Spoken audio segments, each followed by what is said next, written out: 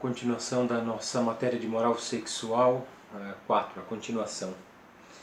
Vinde Espírito Santo, enchei os corações dos vossos fiéis e acendei neles o fogo do vosso amor. Enviai o vosso Espírito e tudo será criado e renovareis a face da terra. Oremos. Ó Deus, que instruíste os corações dos vossos fiéis com a luz do Espírito Santo, fazei que apreciemos retamente todas as coisas segundo o mesmo Espírito e gozemos sempre da sua consolação. Por Cristo, Senhor nosso. Amém. Na continuação, falamos já dos livros do Gênesis, dos livros sapienciais e dos livros proféticos. Agora, no Novo Testamento, em Cristo, pelo Evangelho, Cristo, o Senhor, proclama uma vida através do ensinamento dos apóstolos, que depois Nosso Senhor deixa aos apóstolos esse ensinamento, e a igreja primitiva vive daqueles ensinamentos que Nosso Senhor deu. E o primeiro princípio é isso: a criação foi, Deus criou o homem exatamente com um fim último, a participação da glória de Deus. O homem foi criado a isso, e esse é o fim último do homem. Por isso, uma moral, podemos falar numa moral mais antiga, é uma condição desejada por Deus desde a criação, desde o Gênesis, como já ouvimos na matéria, nessa matéria, e também nos livros sapienciais, tudo era uma confirmação. Por isso, a condição para agradar, para cumprir a sexualidade, a condição futura para o homem é exatamente o matrimônio, para a conservação da existência da espécie humana. Deus criou exatamente para garantir também condições futuras do homem. Então faz parte não só do plano salvífico, do plano criador, mas faz parte da própria natureza humana, porque está gravado no coração do homem. E Deus reafirma esse valor positivo da sexualidade. A sexualidade é uma coisa boa. Deus deu exatamente para garantir a união entre as pessoas. Deus deu exatamente para que o homem cumprisse a vontade divina. E qual é a vontade divina, senão que o homem participe dessa glória? Por isso, Deus coloca sobre um plano relativo às coisas terrenas, e às coisas transitórias. Elas têm o seu valor, sim, mas são valores temporais, valores transitórios, que eles são associados aos valores eternos. Então Deus tem um fim. Por que o sofrimento? O sofrimento faz parte da vida humana e não temos como evitar, porque a vida humana tem um fim. E todas as coisas têm o seu começo e o seu fim. Então o sofrimento faz parte, é uma privação de um bem, muitas vezes de um bem natural, de um bem natural não digo, mas um bem material. Então é sempre uma privação, sempre seremos privados de alguma coisa, agora da saúde, depois de um familiar, sempre seremos privados de alguma coisa, porque Deus nos castigou? Não, porque o plano divino é exatamente esse, é uma participação no plano temporal em que deixaremos aos outros a sequência dessa vida. Por isso também no plano sexual, Deus tem um plano relativo sobre as coisas terrenas e transitórias. Ele vai dar um novo valor moral àquele exatamente da vida sexual. Não só antes, o único valor era o valor através do matrimônio. Agora em Cristo tem um outro valor. Ele vai dar um valor sobre a questão da virgindade e a questão do celibato.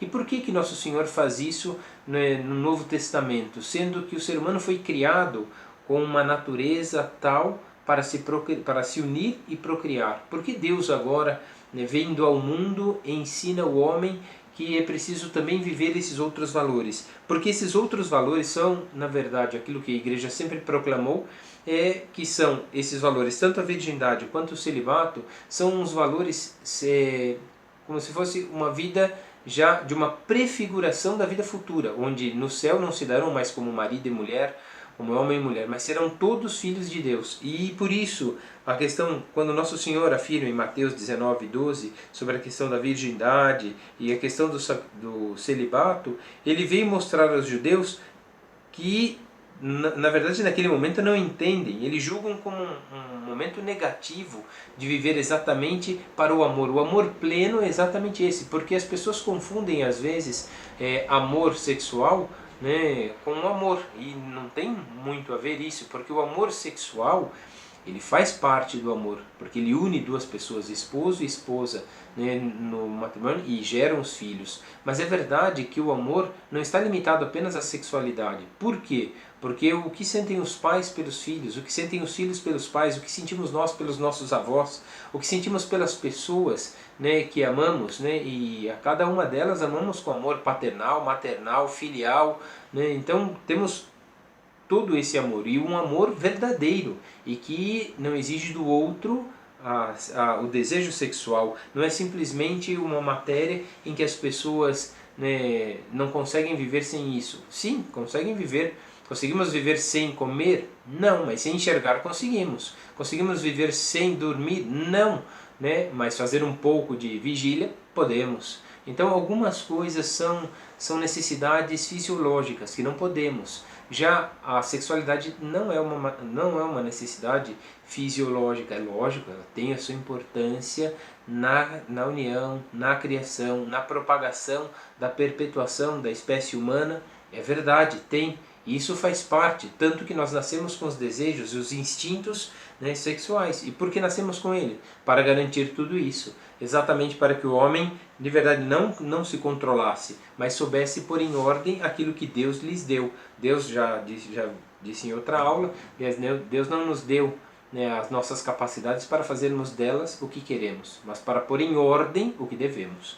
Por isso, Deus Altíssimo, né, veio exatamente para mostrar e confirmar, através de Jesus Cristo, essa grande bênção que é o matrimônio, elevando a categoria de sinal eficácia da graça. Quer dizer, tem um sinal eficaz da graça o matrimônio. Mas é preciso também entender que Jesus veio mostrar que o caminho de virgindade, né, e o caminho, né, que seguiu a Virgem Maria, e o caminho de celibato, que deveria ser servir aos outros por amor ao reino de Deus. Então tudo isso que veio fazer Nosso Senhor, veio dar um outro valor, aquilo não apenas a sexualidade dentro apenas da vida matrimonial. É preciso viver a sexualidade com plenitude. Sexualidade não é viver o ato sexual. Viver com plenitude a sexualidade é saber a sua posição, ser um bom marido, ser uma boa esposa, ser um bom jovem, né, que vive o celibato em preparação, né, vive a virgindade, a castidade, em preparação ao matrimônio. Então tudo isso faz parte. A virgindade, portanto, veio como uma lei de vida nova. Não é levada a todos, é verdade. Nem todos estão preparados, também nem todos estão preparados para o matrimônio. Quantas vezes, por causa da imaturidade, por causa de mentiras, por causa de apegos, por causa de afetos, se erra até mesmo na escolha das pessoas amadas. E por quê?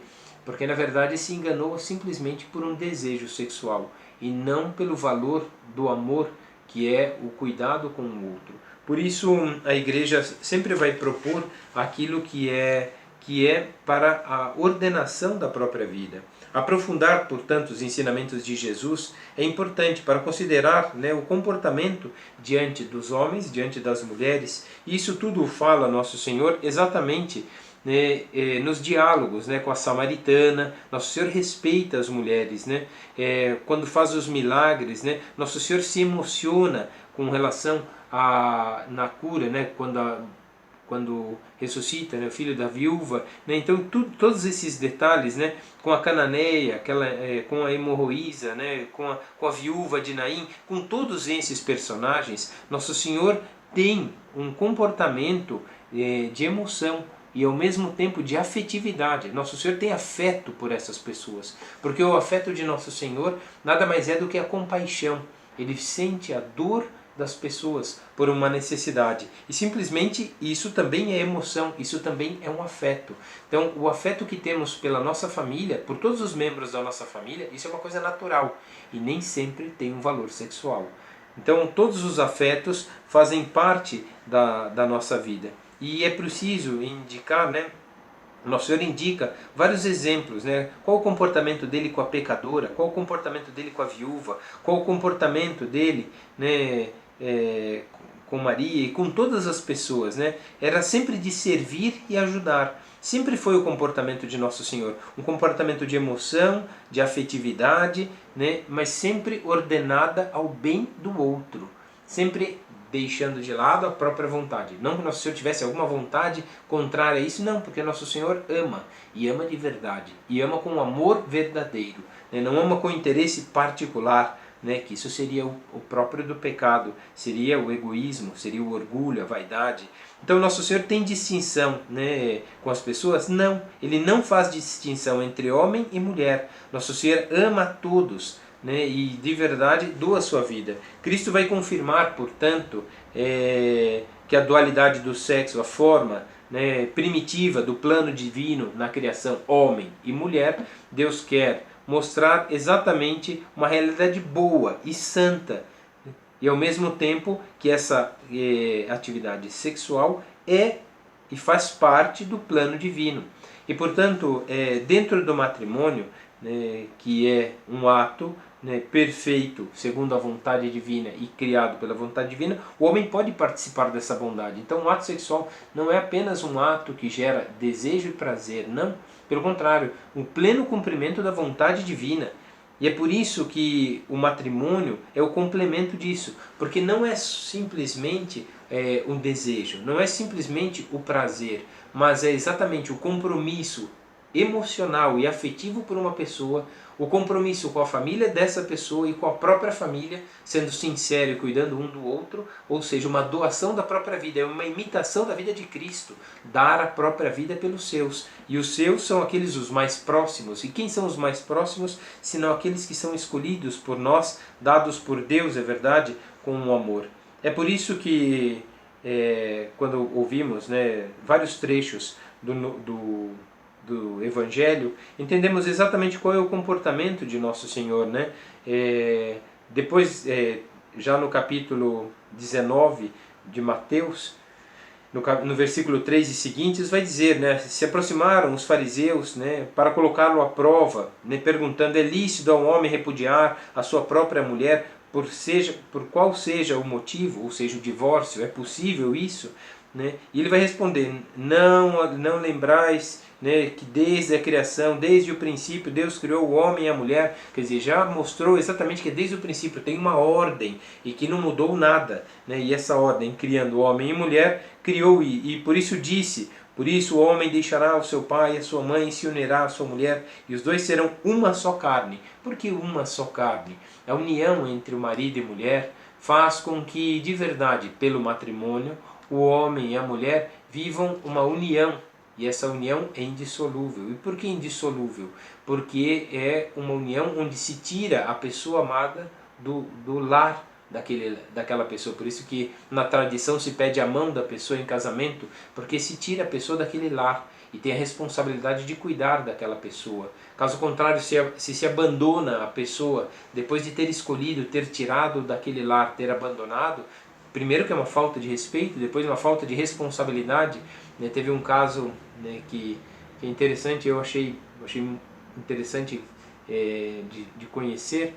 Né? A pessoa certa vez disse, né, falou assim, olha, mandei embora o meu melhor funcionário. Né?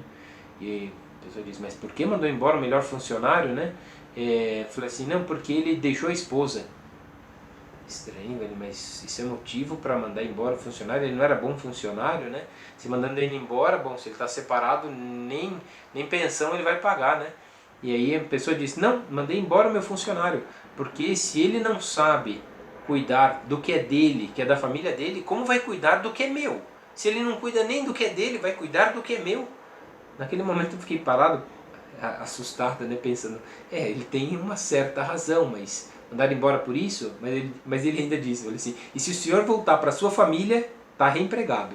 Então, quer dizer, foi um pouco de chantagem, acho que não se deve fazer uma coisa dessa. Mas o homem não tinha, realmente, como podemos confiar numa pessoa que prometeu a outra, diante de Deus, de cuidar uma da outra? Ah, sim, mas... Tanto é que na promessa matrimonial se diz na alegria e na tristeza, na saúde e na doença. Ninguém disse que é fácil viver. Né? Vamos viver aqui enquanto o amor durar, né? Apesar de ser um poema, que eu não concordo muito, né? Que seja eterno enquanto dure. Ué, se não durar não é eterno. Então, de verdade, o amor verdadeiro tem que ser eterno, como o amor de uma mãe pelos filhos, né? Mesmo eles já não estando mais nesse mundo, ainda a mãe continua os amando. É um amor eterno, é um amor que se guarda com um vínculo de amor muito mais puro, sem o desejo e sem o prazer. Pelo contrário, só pelo trabalho que se tem de cuidar. Portanto, existe um amor verdadeiro? Sim, existe um amor verdadeiro. E esse amor é uma doação total. Por isso o matrimônio não é uma doação total entre os esposos, né? Entre os cônjuges. E isso que seja verdadeiro. E é exatamente isso que Cristo veio mostrar aos homens, né? E assim, no versículo 6 vai dizer, né? Portanto, não são dois, mas uma só carne. E, portanto, aquilo que Deus uniu, né, o homem não separe. Né? É verdade que os homens não concordaram, mas por que então Moisés ordenou, né, de dar esse ato de repúdio à mulher, né, e mandá-la embora? Né? E aí Jesus responde, né, por causa da dureza do coração, por causa da falta dos sentimentos, da emoção, por causa dos afetos. Quer dizer, as pessoas se corromperam naquilo que é também o princípio do amor. Então se corromperam exatamente nesses pequenos detalhes, né? Porque Moisés ordenou tal coisa por causa da dureza do coração, para agradar os outros, para simplesmente viver de acordo com aquilo que a sociedade quer.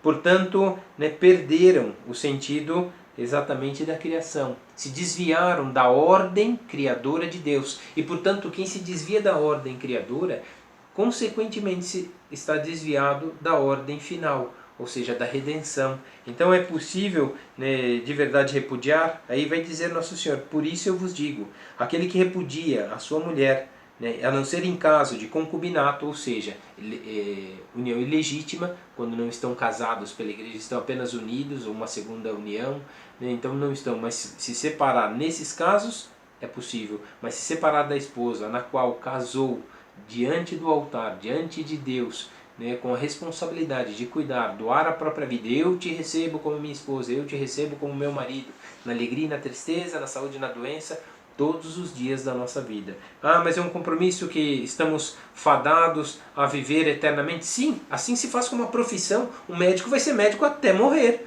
vai estar aposentado. Né? Um mecânico vai ser mecânico. Posso até trocar de profissão? Sim, mas aquilo que ele escolheu, ele vai até o fim. Ele não está brincando com uma coisa e com outra. Quer dizer, ele quer doar. Se a pessoa é capaz de escolher uma profissão para levar ela a cabo até o fim da própria vida, porque não pode escolher uma pessoa para viver assim? Né? Afinal, eu acho que ninguém gostaria de ser abandonado. Uma pessoa, né, já tive casos, né, de pessoas conhecidas, né, de jantar num certo lar, né, que as pessoas eram de segunda união, pessoas muito queridas, né, que pelas cabeçadas da vida, né, não estavam bem, né, mas estavam unidos e agora tinham filhos, né, não podiam se separar por conta dos filhos, né, então, mas também não estavam satisfeitos e nem contentes com essa situação, não podiam participar da comunhão e ainda tinha um pouco de revolta contra a igreja, contra eles, contra a situação, contra os primeiros cônjuges. Então era uma confusão. E num certo momento a pessoa disse, né, falou assim: olha, mas não é justo a gente ficar sem a comunhão, né? Ficar abandonado por Deus. Eu falei assim: olha, Deus não abandona ninguém. Deus ama todos e Deus quer a todos. É verdade que agora, quem na verdade, né, não cumpriu com o compromisso com Deus e com o outro cônjuge foram vocês, né? Isso dói muito o coração ter que dizer uma coisa dessa, né? Eles disseram: olha, mas isso não é justo. Mas aí me explicaram por que terminaram. Na verdade foi uma traição. Né, traiu com aquela pessoa que também já era casada, então exatamente por uma tentação se uniram, separaram e se uniram, né? Então já começou tudo errado, né? Então por essa situação, né, de traição, de negação, quer dizer, também não estavam satisfeitos nem com o primeiro matrimônio, e também não estavam tão felizes assim por causa das inconformidades e por causa das dificuldades. Então nesse sentido é muito difícil, né, entender o mais íntimo do coração das pessoas, o porquê disso, se deixaram levar por fraqueza, por desejos, né, por iras, por raivas, né? Então, por tudo isso é difícil. Mas no final das contas é difícil porque ele disse, olha, no fundo o que aconteceu é muito difícil. Porque se a gente não tem o coração na pessoa amada e se não luta por ela, pode ficar trocando até tentar, como acontece em muitos casos. Vão trocando, né, de cônjuges, como se fosse, né, uma compra no supermercado, ou umas férias aqui, umas férias ali, né, e vão vivendo do jeito que querem. Isso tudo é um erro e faz mal, né, para a própria pessoa, porque depois a própria consciência acusa. Bom, eu não cuidei da outra pessoa amada. Né? É verdade que também acontece por uma das pessoas, um dos cônjuges não querer. Então, quando uma das pessoas não corresponde, é muito difícil a outra conseguir suportar o peso sozinho do matrimônio. É verdade, mas é preciso compreender onde isso acontece. É preciso voltar atrás, perdoar-se, ajudar. Quer dizer, no fundo ninguém casa sem saber com a pessoa, a não ser em caso de dolo, né, de mentira. Então quando há mentiras antes no namoro, no conhecimento, naquele período pré-matrimonial, então quando há isso já é mais difícil. Então Jesus reconfirma o significado primitivo e originário ordenado da união por Deus. Então Jesus confirma isso, e confirma exatamente em Mateus 19, 3 até o versículo 9. Jesus confirma isso. Por que ele confirma? Né? Porque ele não aprova o divórcio, não aprova, né, a concessão dos hebreus, né, diante da dureza do coração. Ele afirma, por causa da dureza do coração, ou seja, falta de amor, falta de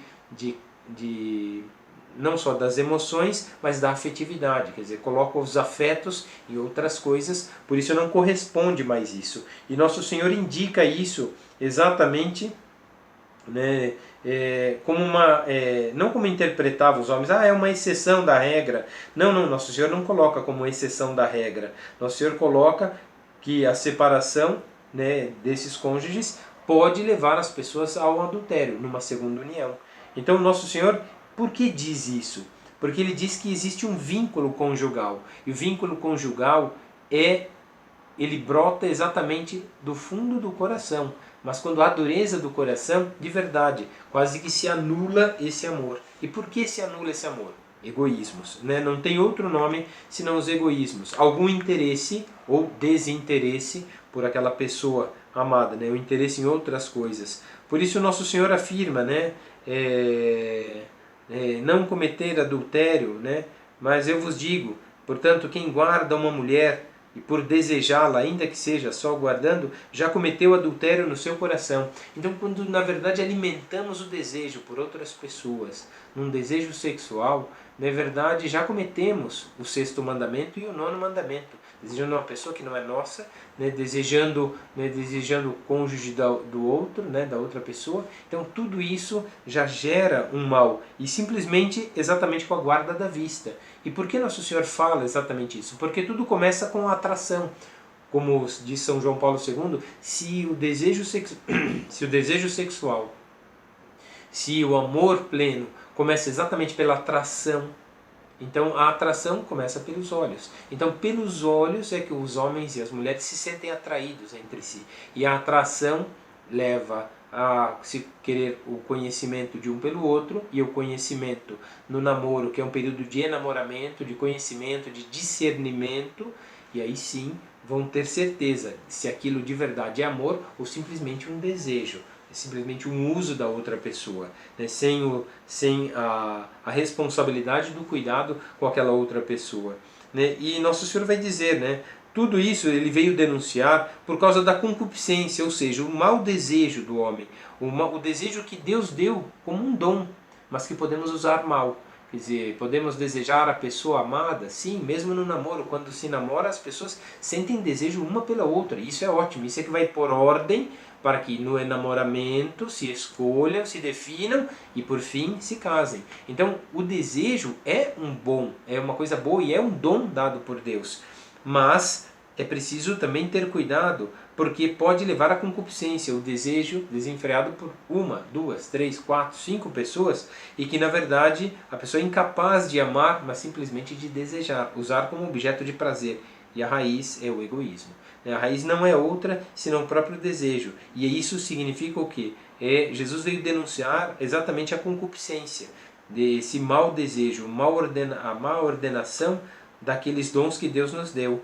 Por isso o adultério, né, não é o único pecado contra a castidade que condena, né, o Senhor, mas são muitos os outros pecados, né, não é apenas o adultério, né, mas é exatamente isso. Por exemplo, né, nos livros sinóticos, né, vai exatamente dizer, nos evangelhos, né, vai dizer exatamente isso. São textos paralelos, né, que continuam, né, trechos, né, que vão dizer sobre todos os problemas, né, o problema do coração do homem, né, para usar uma expressão de São João Paulo II, né, o homem da concupiscência. Ele vai dizer, com a dureza do coração, o homem se deixou levar pela concupiscência. Não é o homem a imagem de Deus, mas é o homem, né, da concupiscência. E isso, né, gera nos homens propósitos maus, né, como homicídios, adultérios, prostituição, furtos, falsos testemunhos, né, animalidades e outras coisas mais. Por isso, né, nos textos vão exatamente, né, Mateus 15, 19 e 20 vão dizer exatamente isso. Né, quem estão... que nascem das más intenções. Quais são as más intenções que diz Nosso Senhor? Né? E principalmente com relação à concupiscência do homem. Né? Quais são, né, as más intenções? Que existem más intenções? Existem. Nosso Senhor disse no Evangelho, em Mateus 15, 19 e 20. Né? Em Marcos 7, 21 e 23 também estão escritos. Vão dizer exatamente isso. Quais são as más intenções? A fornicação, o furto, o homicídio, o adultério, a concupiscência, né, a maldade, o engano, a impureza, a inveja, a calúnia, a soberba, né, a loucura, né, de fazer as coisas do jeito que quer. Todas essas coisas más vêm, né, de dentro e contaminam o homem. Vem do mau desejo, da má inclinação, em desejar uma coisa que não é sua, em desejar uma coisa que não é nossa. Não só bens materiais, como nos mandamentos, mas pessoas, usando-as como se fossem objetos. E tudo isso, Nosso Senhor vem alertar exatamente por causa dos problemas. Diferente, né, não diferente disso, né, no Novo Testamento, né, nas cartas paulinas, cartas joaninas, nesses outros textos também vão falar sobre esses vícios que nascem da má tendência pecadora do coração do homem decaído no pecado. E quanto mais o estado de pecado, maior são os pecados. Né? O primeiro deles é a pornografia, né? Ou seja, né, da fornicação, né? Também o adultério, né? Também a impureza. Né? Então todos esses pecados, né, de impureza, né, são exatamente contra a fidelidade do marido e da mulher. Então Nosso Senhor afirma isso, e depois nas cartas paulinas a gente vai ver muito isso. Quer dizer, a malícia e a gravidade dos pecados de impureza. Quais são as malícias e a gravidade dos pecados da impureza? Bom, basta perceber que o Império Helênico, o Império Romano, o Império Turco, todos os impérios antigos já tinham esses problemas. Deuses da fecundidade, deuses de tantas outras coisas erradas. Exatamente para configurar que aquilo era um bem. E, na verdade, nunca foi um bem. Então, tudo isso coloca Nosso Senhor exatamente para mostrar a maldade e a gravidade dos pecados de impureza. E também, quer dizer, com relação a isso, para corrigir, São Paulo e também os apóstolos e outros vão mostrar o ato de correção dessa maldade e dessa gravidade de impureza seriam o matrimônio e a virgindade, ou seja, a castidade. Viver plenamente a castidade. E o que é a castidade? Nós já falamos, né? Não é um castigo, mas é por ordem naquilo que Nosso Senhor quer. Isso na carta aos Hebreus, no capítulo 12, vai explicar muito bem. Exatamente, Deus não castiga, né? Deus põe em ordem aquilo que estava errado. Então por isso que Deus corrige aqueles que Ele ama. Então corrigir é pôr em ordem o que estava sendo desviado, ou seja, o que estava sendo, né, transviado do caminho. Então Nosso Senhor quer pôr ordem nisso. Por isso, sobre a malícias de impureza, vai dizer São Paulo no 6º capítulo, na carta aos Coríntios. Vai dizer exatamente isso, né? Quais são esses pecados, né? Que dão pano para manga. Muita gente, né, fica brincando aqui, até um outro problema grave, né? Muitas pessoas querem tirar esse trecho da Bíblia, né? Que não dá para tirar. Pelo contrário, eram problemas já de destruição da sociedade, onde o Império Romano, o Império Helênico, a cultura helênica, e tantos outros impérios vieram depois exatamente no mau uso, exatamente da sexualidade, que é um dom dado por Deus. E vai dizer exatamente isso: não vos iludis, nem os imorais, nem os idólatras, nem os adúlteros, nem os efeminados, nem os sodomitas, nem os ladrões, nem os avarentos, nem os beberrões, nem os maldizentes, herdarão o reino dos céus. Por que Nosso Senhor diz isso? Porque é uma ordem que vai degradar a sociedade e o outro. Então uma pessoa que degrada a imagem do outro na impureza, no roubo, exatamente na avareza, como os políticos, exatamente na bebedeira, destruindo lares, exatamente por causa de uma fraqueza e por causa de uma doença, que vira uma doença, tudo isso, esses não herdarão o reino dos céus. Por que Nosso Senhor é tão duro através de São Paulo? Porque São Paulo vai dizer: tudo me é lícito.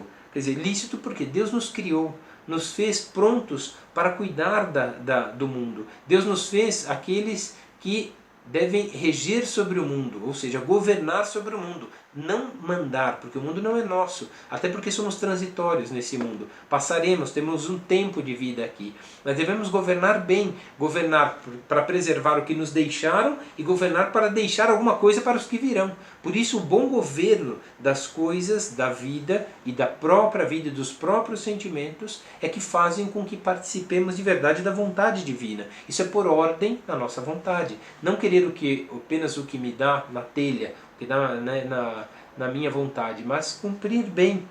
Por isso Nosso Senhor quer, tudo me é lícito, ele vai dizer através de São Paulo, mas nem tudo me convém. Tudo me é lícito, mas eu não me deixarei dominar por nada. Exatamente, porque as coisas podem nos dominar, e assim os homens podem se apegar a essas coisas, deixar-se levar por tantas tentações. E vai continuar, a comida são para o ventre para a comida, mas Deus destruirá isso e aquilo. Quer dizer, todas as coisas têm um fim, e todas elas também têm um fim em si.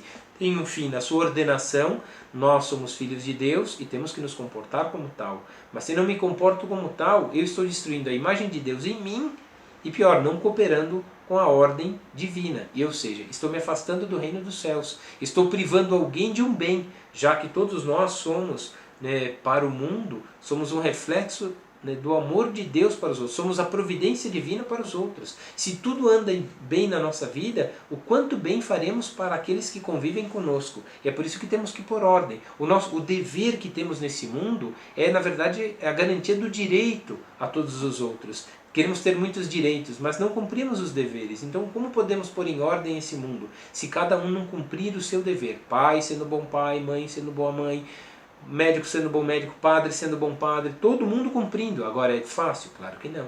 Agora, nas nossas quedas, a confissão, o reconhecimento da fraqueza, se deixou levar e pedir a graça para recomeçar, isso é que põe em ordem de novo, porque ninguém é perfeito. E continua, São Paulo exatamente dizendo, todas as coisas têm a sua ordem. Deus, portanto, que ressuscitou o homem, ressuscitará também a vós, porque todos nós temos essa potência, somos capazes de chegar aos céus se correspondermos à vontade divina. Não sabeis que os vossos corpos são membros de Cristo? Portanto, devemos participar da bondade e do amor de Deus. Não sabeis que quem se une a uma prostituta forma com essa um só corpo, e os dois serão como um só corpo? Por isso, quer dizer, se une ao pecado, ao adultério, à transgressão do mau uso da sexualidade, usando o outro como objeto de prazer ou como um ganho de avareza. Ah, mas assim, é uma necessidade para se viver. Sim, por isso Nosso Senhor no Novo Testamento, e mesmo no Antigo Testamento, na lei, tinha que cuidar das viúvas, para que não caíssem na prostituição. Tinham que cuidar, né, dos órfãos, para que não fossem vendidos como escravos. Por isso Nosso Senhor coloca a ordem, cuidar do estrangeiro, para que seja bem recebido naquela terra e não caia na desgraça das tentações do roubo, da fornicação e de outras coisas. Por isso Nosso Senhor tinha essa preocupação, pôr em ordem uma sociedade mais justa para que ninguém caia, né, nessas mentiras e nesses erros. Por isso Nosso Senhor fugia à fornicação, através de São Paulo, né, no versículo 18, fugia à fornicação, qual seja o pecado que o homem cometa fora do seu corpo, né, e que isso leva à impureza, é pecado contra o próprio corpo. Né? Não sabeis que o vosso corpo é templo do Espírito Santo e que vós que é da vontade de Deus e que pertenceis a vós de fato, né?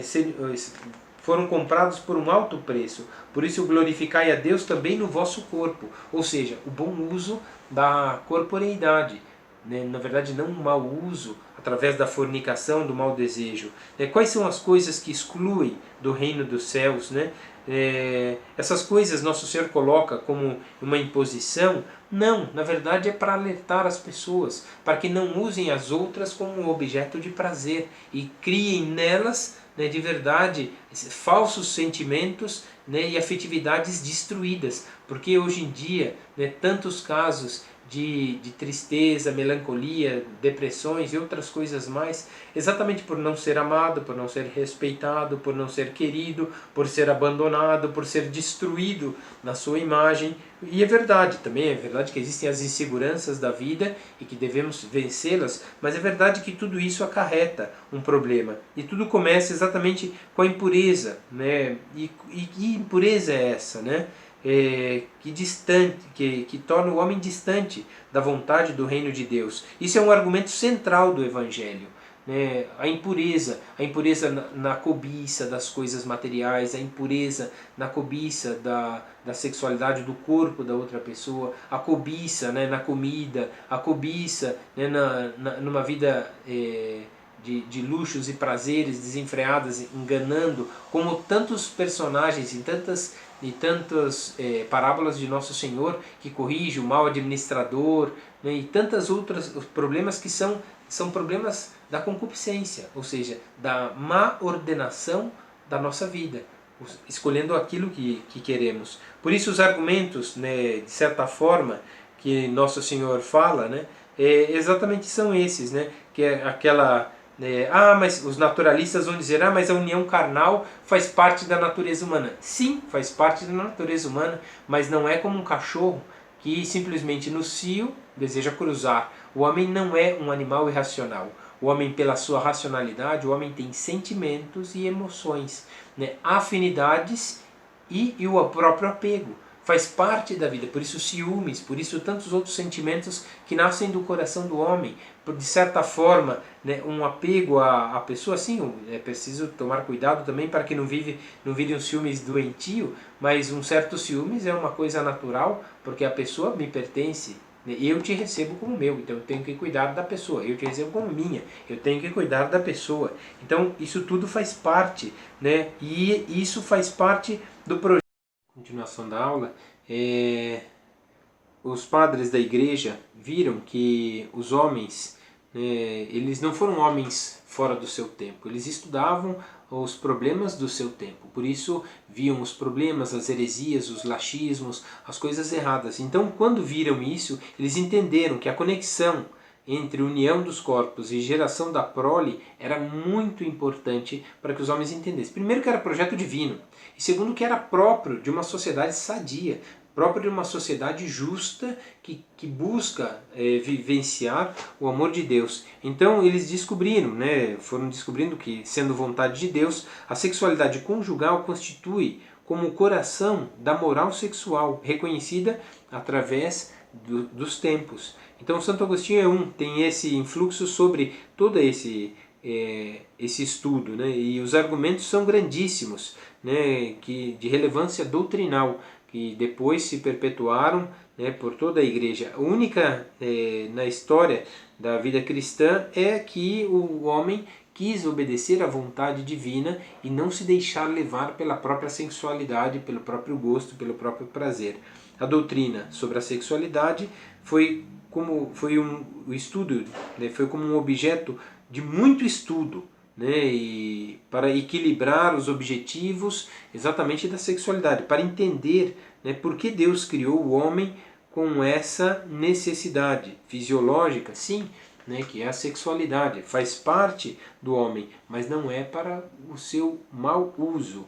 Então o homem não pode usar. E o que leva a isso? Leva o homem a entender, né, que a evolução de uma reflexão, né, sobre esse argumento levou muitos anos, né, e diversas circunstâncias, né, e diversas situações, né, as obras, né, talvez mais conhecidas de Santo Agostinho sobre esse tema são o bem dos cônjuges, né, mais ou menos no ano 400, as núpcias e a concupiscência, para dizer o que era certo e o que era errado, já no ano 418, 419, a doutrina de Santo Agostinho sobre a sexualidade, né, sobre o bem da sociedade, ou seja, aquilo que é projeto divino, o que é a cidade de Deus, né? Então qual é o projeto divino, qual é a obra divina, né?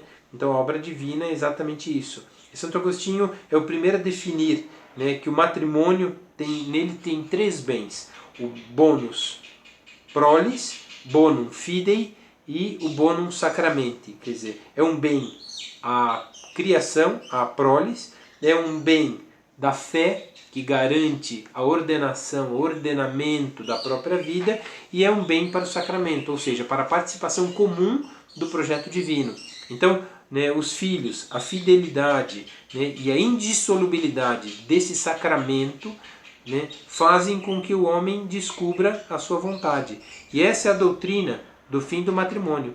Por isso, a procriação não é a única razão do ato conjugal, não é a única razão do ato conjugal, afirma Santo Agostinho, né, mas ocupa o primeiro lugar. Então, a procriação não é o mais importante, mas ocupa o primeiro, não é a única, perdão, não é a única razão do ato conjugal, mas ocupa o primeiro lugar, porque a geração dos filhos está sempre mirando, né, tornar com que a sociedade na Terra seja cada vez maior e melhor, né? Quando faz crescer a igreja, faz crescer o mundo, a sociedade e o bem, e as pessoas condividem esta vida e completam, né, no número dos filhos eleitos. Então esse é o projeto divino. Primeiro os filhos, depois viver com fidelidade no matrimônio e entender que isso tem a indissolubilidade, ou seja, um projeto divino. Homem e mulher, né, os fez, né, e quando homem e mulher se casaram, se tornam uma só carne, né, assim o que o homem, né, uniu, né, assim o que Deus uniu, o homem não separe. Então é isso que Deus é o projeto divino. E Santo Agostinho é o primeiro a elaborar esse projeto, né, o bonum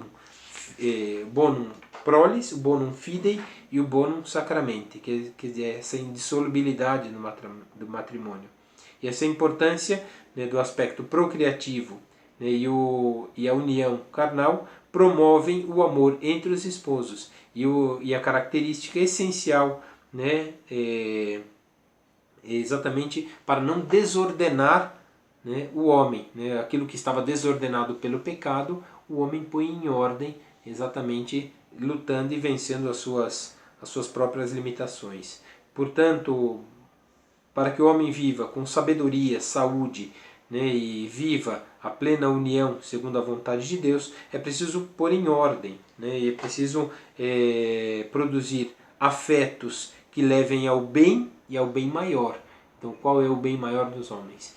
Assumir a condição, cuidar da sociedade, escolhendo o cônjuge e assim cuidando dele numa união plena, abertura à procriação e essa indissolubilidade. Ou seja, um projeto divino para quem se casa é um projeto de santidade, é um projeto de vivência do amor de Deus. Então, cuidando, é viver uma paternidade temporal, mas viver a paternidade e maternidade temporal, mas que tudo no tempo tem o seu projeto, tem o seu salto na eternidade. Então, o projeto divino para quem se casa, exatamente pôr em ordem a sexualidade, vivê-la plenamente segundo a vontade divina, que é na verdade amando, respeitando, doando a própria vida, vivendo um para o outro, né, e ao mesmo tempo cumprindo essa vontade. Então isso é tudo aquilo que Deus quis, né? Ali está endereçado, né, a vontade divina para todas as pessoas, e exatamente aqueles que são criados segundo essa vontade não pecam, né, e por isso vivem plenamente a vontade de Deus. Para Santo Agostinho, o perigo, né, promana exatamente, deriva exatamente do prazer voluptuoso, ou seja, a má inclinação da sexualidade, o desejo pelo prazer, e não pela união, e não pelo bem do outro, mas simplesmente o egoísmo, o bem próprio. Eu desejo, eu quero, eu posso. Né? Então, essa tendência sexual, né, desordenada da concupiscência. Né? E isso tudo gera exatamente o mal. O ato conjugal completo, né, com a intenção de gerar, não é de por si pecaminoso, vai dizer Santo Agostinho, porque a boa vontade da alma requer e guia ao prazer corporal, né, que se consegue, né, fazendo guiar, né, a sexualidade, fazendo guiar tudo isso, né, sem que o arbítrio do homem venha subjugado, né, mas ou se leve pelo pecado. Mas a ferida do pecado é reduzida, e como é justo, ao uso da procriação. Então o homem põe ordem exatamente naquilo que é a vontade divina. O homem põe ordem. Então a tendência sexual e a desordem da concupiscência, né, vão sendo corrigidos. Né, e esse desdobramento positivo, né, com relação ao prazer, vai sendo corrigido. Não é simplesmente uma vontade nossa, mas é simplesmente uma adesão à vontade divina e um ordenamento, uma ordenação à vontade divina. Como conclusão, né, desse tema de hoje, né, a gente poderia entender três coisas. Primeiro, o que diz a Igreja sobre a sexualidade? Se funda, até aqui nesse momento, né, nos padres da Igreja, já no século IV já estava praticamente definido, né, mas o que eles dizem? Se funda sobre o princípio da fé, que a sexualidade é uma criação de Deus. Então já não pode se negar dizendo que é pecaminoso. Não, é a sexualidade, né, o princípio de fé, que a sexualidade é a criação de Deus. Essa pode ser exercitada licitamente somente dentro do matrimônio, né, e a determinadas condições.